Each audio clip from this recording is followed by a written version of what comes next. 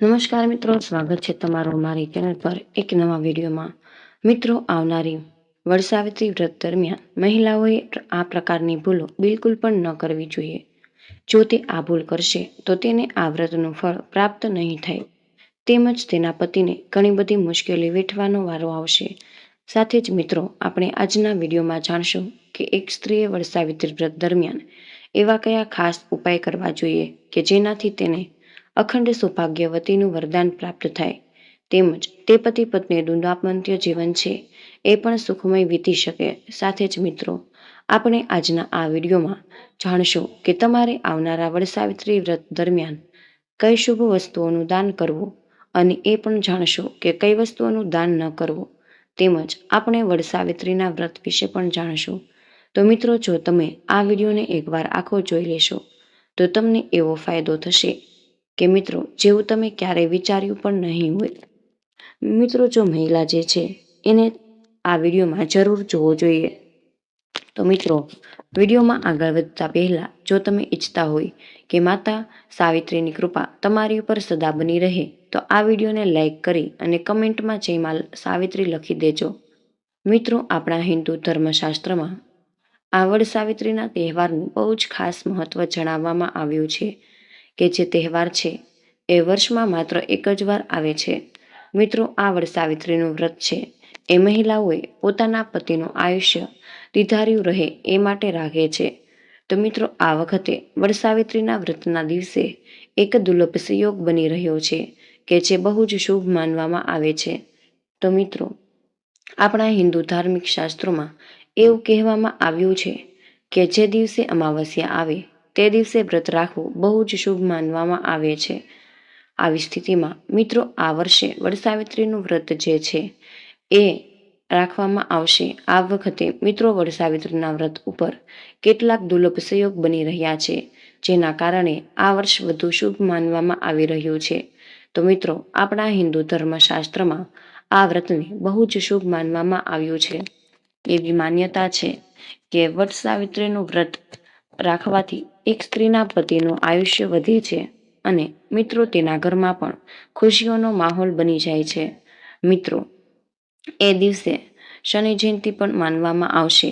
આવી સ્થિતિમાં આ દિવસે ઉપવાસ અને પૂજા અર્ચના કરવાથી સ્ત્રીને શનિદેવની કૃપા પણ પ્રાપ્ત થઈ શકે છે। મિત્રો, પૌરાણિક કથા અનુસાર આપણે વાત કરીએ તો મિત્રો, સાવિત્રીએ યમરાજ પાસેથી તેના પતિના આયુષ્ય એનું પતિનું જીવન પાછું લાવવા માટે કઠોર તપસ્યા જ કરી હતી। ત્યાર પછી આ વ્રતની પરંપરા શરૂ થઈ કે જે આજે પણ ચાલુ છે। મિત્રો, આ વ્રત જે છે એ પૂનમના દિવસે રાખવામાં આવે છે।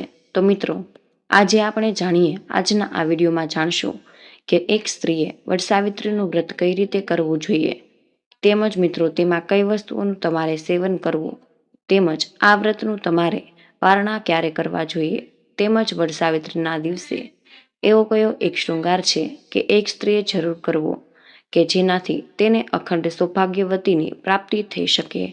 તેમજ મિત્રો, જ્યારે પણ વડસાવિત્રીનું વ્રત હોય ત્યારે તમારે સૌપ્રથમ બ્રહ્મ મુહૂર્તમાં ઉઠી જવું, તેમજ મિત્રો આ દિવસે કોઈ પણ વ્યક્તિએ તામસિક ખોરાકનું સેવન ન કરવું જોઈએ। મિત્રો, આ દિવસે બની શકે એટલું તમારે સાત્વિક ખોરાક જ ગ્રહણ કરવો જોઈએ। તેમજ જો સ્ત્રીઓ જે છે જે મહેંદી લેવા માંગે છે તો તેને એક દિવસ પહેલા જ મહેંદી લઈ લેવી જોઈએ।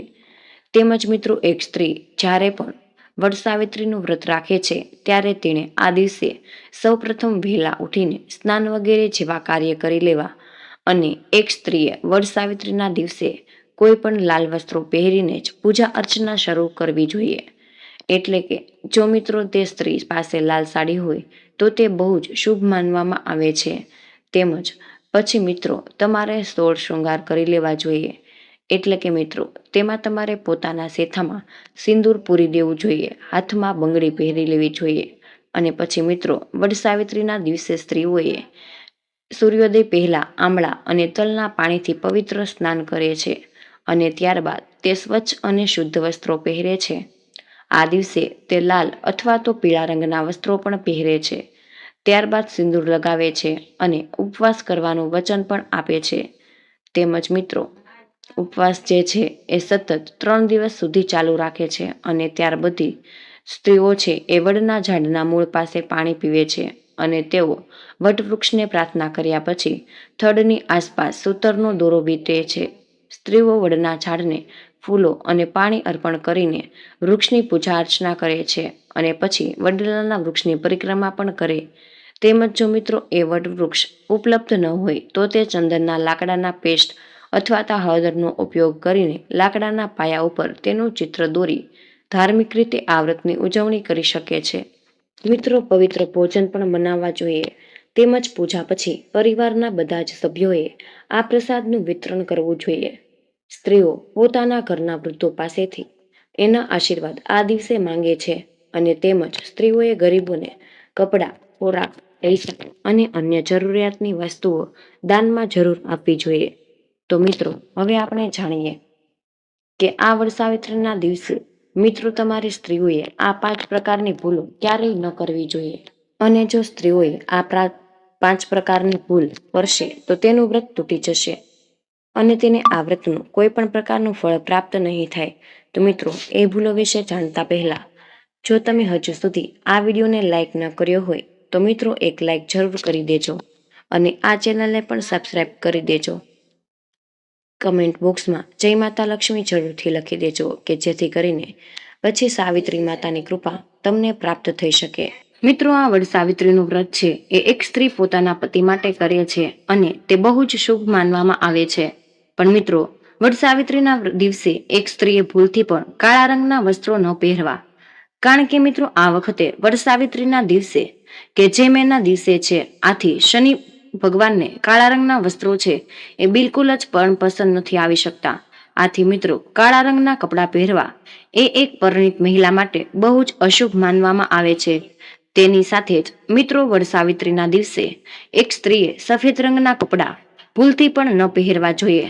કારણ કે મિત્રો જો તે સ્ત્રી સફેદ રંગના કપડાં પહેરે છે તો તે એક વિધવાનું પ્રતીક માનવામાં આવે છે. આથી એક સ્ત્રીએ વડસાવિત્રીના દિવસે લાલ અથવા તો પીળા રંગના વસ્ત્રો પહેરવા ન જોઈએ કે જેનાથી સાવિત્રી માતા છે એ પ્રસન્ન થઈ શકે છે અને તમને અખંડ સૌભાગ્યવતીનું વરદાન આપે છે.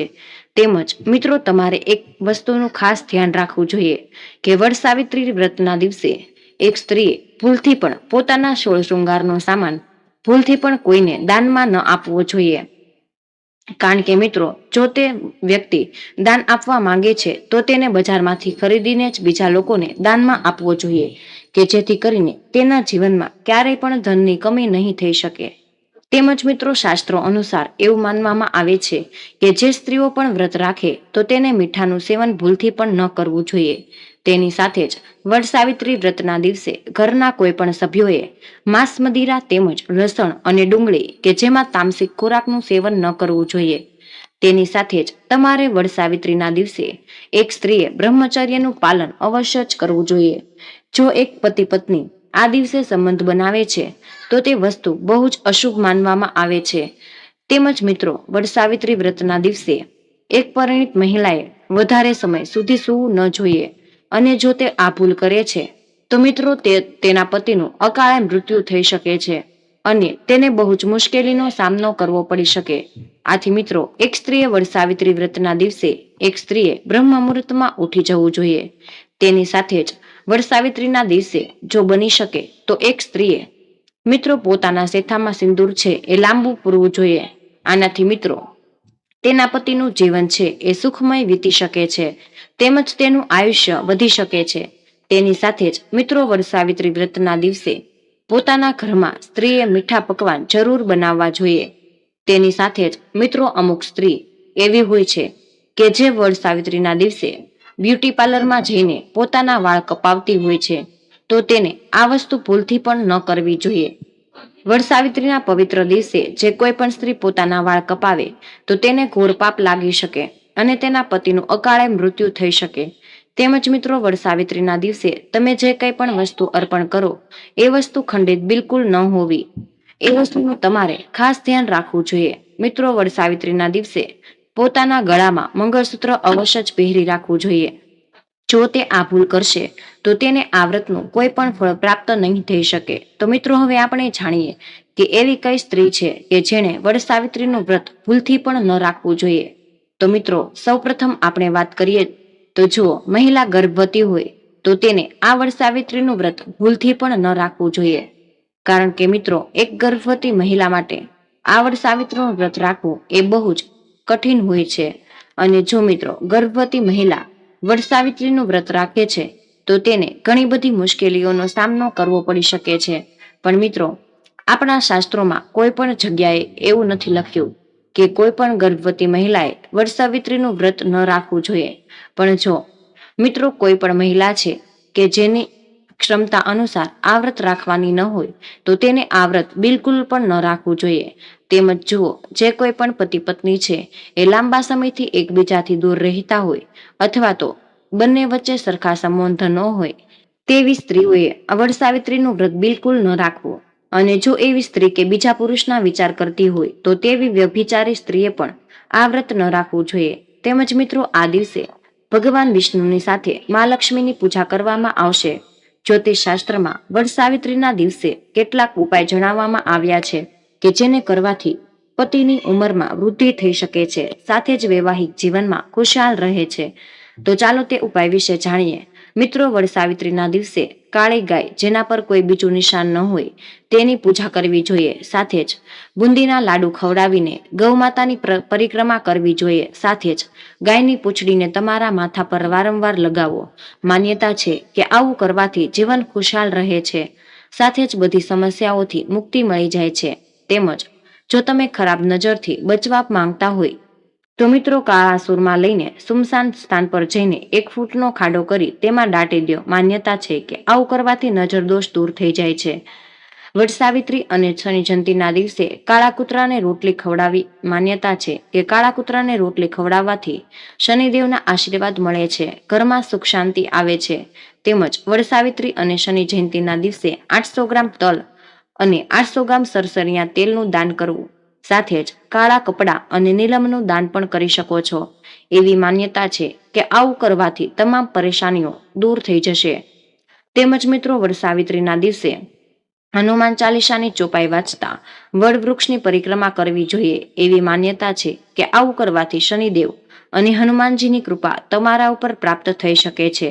તેમજ મિત્રો સાવિત્રીના દિવસે પર્વ આવી રહ્યો છે, તેથી જ આ દિવસે શનિ યંત્ર ધારણ કરવું, સાથે જ કાળા ઘોડાની નાળ કે હોળીની ખીલીની વીંટી આંગળીમાં ધારણ કરી શકો છો.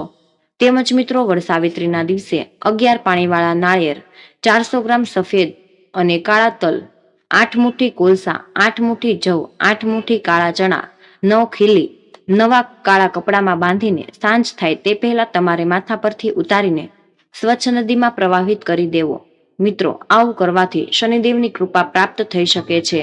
તેમજ મિત્રો વડસાવિત્રી વ્રતના દિવસે તમારે દેવવૃક્ષ કહેવાતા વડના વૃક્ષની નીચે બેસીને સત્યવાન અને સાવિત્રીની પૂજા કરવી જોઈએ. તેમજ મિત્રો વડના ઝાડની વારંવાર પરિક્રમા કરીને તેની આસપાસ કાચો સૂતરનો દોરો લપેટો. જો સૂતર ન હોય તો મિત્રો તમે રક્ષાસૂત્ર પણ લપેટી શકો છો. ત્યારબાદ વડના ઝાડને જળ અર્પણ કરવું. વડસાવિત્રી વ્રતની કથા સાંભળવી. ત્યારબાદ યમને તમારા પતિના લાંબા આયુષ્ય માટે તમારે પ્રાર્થના કરવી જોઈએ. તેમના આશીર્વાદથી તમારી પત્ની સુરક્ષિત રહે, તમારા પતિ સુરક્ષિત રહે, લાંબુ જીવન જીવી શકે. જો તમારા વૈવાહિક જીવનમાં કંકાસ હોય તો તેને દૂર કરવા અને વૈવાહિક જીવનને ખુશહાલ બનાવવા માટે વડસાવિત્રી વ્રતના દિવસે ઝાડ નીચે ભગવાન વિષ્ણુ અને માતા લક્ષ્મીજીની પૂજા કરવી જોઈએ. ત્યારબાદ ઘીનો દીવો પ્રગટાવો. તમારા પતિ સાથે વટવૃક્ષની પરિક્રમા કરવી જોઈએ. લક્ષ્મીનારાયણના આશીર્વાદથી તમારું દાંપત્ય જીવન સુખી રહેશે. જો શક્ય હોય તો મિત્રો તમે આ ઉપાય દરરોજ કરી શકો છો. તેમજ મિત્રો જો તમારી આર્થિક સ્થિતિ સારી ન હોય અને તમારા પર દેવાનો બોજ વધી ગયો હોય તો મિત્રો તમારે વડસાવિત્રી વ્રતના દિવસે દેવી લક્ષ્મીની પૂજા કરવી જોઈએ. દેવી લક્ષ્મીને પીળી કોડીઓ ચડાવવી જોઈએ. જો પીળી કોડીઓ ન હોય તો મિત્રો તમે સફેદ કોડીઓ પણ હળદર લગાવીને અર્પણ કરી શકો છો. તેમજ મિત્રો પૂજા બાદ કોડીઓને લાલ કપડામાં બાંધીને તમારી તિજોરીમાં રાખી દો. એવી ધાર્મિક માન્યતાઓ અનુસાર આવું કરવાથી તમારી સંપત્તિમાં વધી શકે છે અને તમારી આર્થિક સ્થિતિ પણ સુધરી શકે છે. તેમજ મિત્રો એવું કહેવાય છે કે આ દિવસે સાવિત્રીએ પોતાના પતિ સત્યવાનના પ્રાણ યમરાજથી બચાવ્યા હતા. તેથી જ આ વ્રતનું મહત્વ વધુ છે. મિત્રો, સુહાગન મહિલાઓએ પોતાના સૌભાગ્યની વૃદ્ધિ માટે આ વ્રત કરે છે અને વડસાવિત્રી વ્રતના દિવસે વિધિપૂર્વક પૂજા કરવાની સાથે જ મહિલાઓએ કંઈક અન્ય પણ ધ્યાન રાખવું જોઈએ. હવે મિત્રો આવો વડસાવિત્રી વ્રતના દિવસે મહિલાઓએ શું કરવું જોઈએ અને શું નહીં. તો મિત્રો, વડસાવિત્રી વ્રતના દિવસે મહિલાઓએ ભૂલથી પણ ભૂરા, કાળા અને સફેદ રંગના કપડાં ન પહેરવા.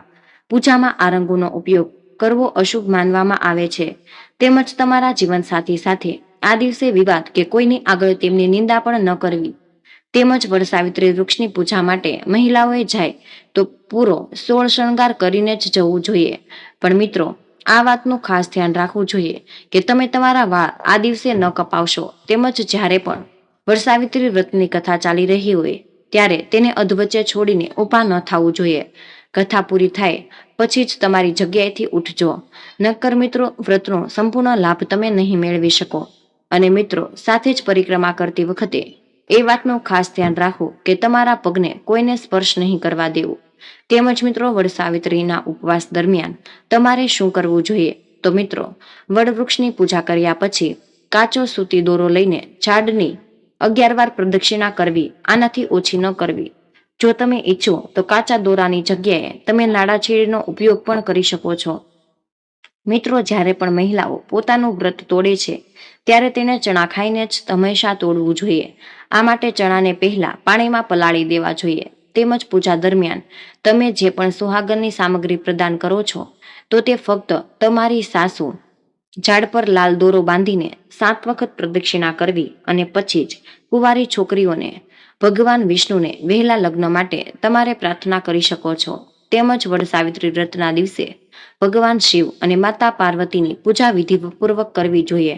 આ સમયે ભગવાન શિવને 3 તાતણાઓ સાથે જ નાળિયેર અર્પણ કરવું અને નાળિયેર અર્પણ કરતી વખતે ઓમ સૃષ્ટિકર્તાય મમ વિવાહ કુરુ સ્વાહા મંત્રનો જાપ કરવો જોઈએ. આ ઉપાયથી વહેલા લગ્નની પણ શક્યતાઓ વધી શકે છે. તેમજ મિત્રો, આ દિવસે વડવૃક્ષની પૂજા કરીને મહિલાઓ દેવી સાવિત્રીના બલિદાન, પતિ પ્રત્યેના પ્રેમ અને પતિ પ્રત્યેની ભક્તિની કથાને યાદ કરે છે.